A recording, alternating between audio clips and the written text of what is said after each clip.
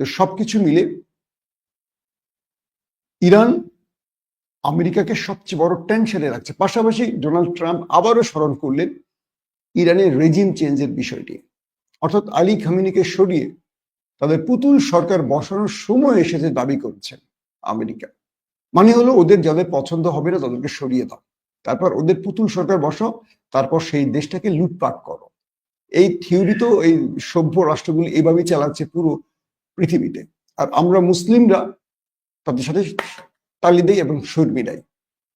ওদের কাছে আমরা যাই বলি তো ওরা আমাদের সুবিধাটা নিতে পারে। ধরেন বাংলাদেশে বলি, পাকিস্তানে বলি বা ইরানে বলি, ইরান একটা আলাদা, ইরানে বহু বছর ধরে ইসলামিক প্রজাতন্ত্র আছে, কিন্তু বাংলাদেশে বিএনপি যাবে আমেরিকার কাছে, ভাই আমার ক্ষমতায় বসা।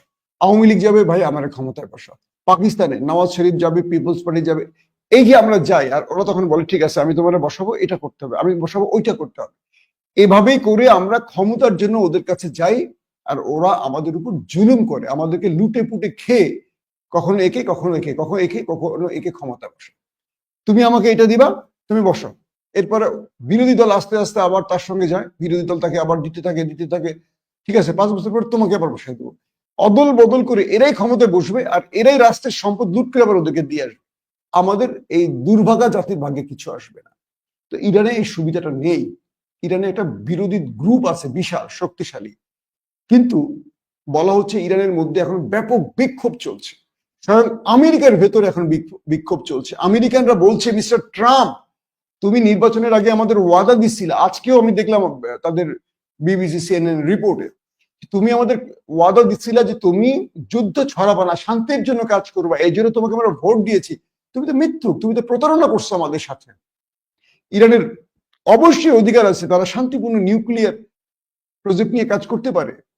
তুমি প্রমাণবিহীন তাকে আক্রমণ করছো কেন? আমি বলছি না, মার্কিনীরা বলছে। তারা রাস্তায় নেমে আমেরিকাকে বা ডোনাল্ড ট্রাম্পকে দুধনি দিচ্ছে, এবং তেহরানের ভেতরে হাজারো মানুষ নেমে গেছে। তেহরানের রেজিম চেঞ্জ এত ইজি ব্যাপার হবে না।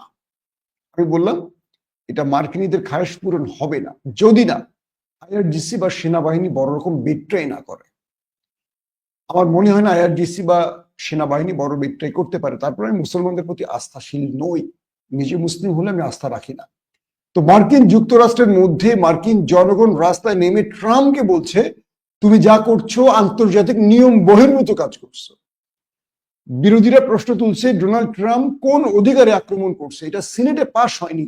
তিনি নিজে ব্যক্তিগতভাবে কোনো দেশে আক্রমণের অনুমতি দিতে পারেন না। আর ওরা এসে আমাদেরকে আন্তর্জাতিক আইন শেখাচ্ছে আর আমরা ওদের কাছ থেকে আইন শিখছি। দর্শক, মাগরিবের নামাজের সময় হয়ে গেছে। আজকের মতো এখনকার মতো বিদায় নিচ্ছি। ইনশাআল্লাহ রাতে আবারও হাজির হব। আল্লাহ সুস্থ এবং ভালো রাখলেন। আল্লাহ হাফেজ। ওপেন দাইস মানে সত্যকে সত্য বলা, মিথ্যেকে মিথ্যে বলা। আমরা শোনা কথা নয়, চোখে যা দেখি তাই বলি।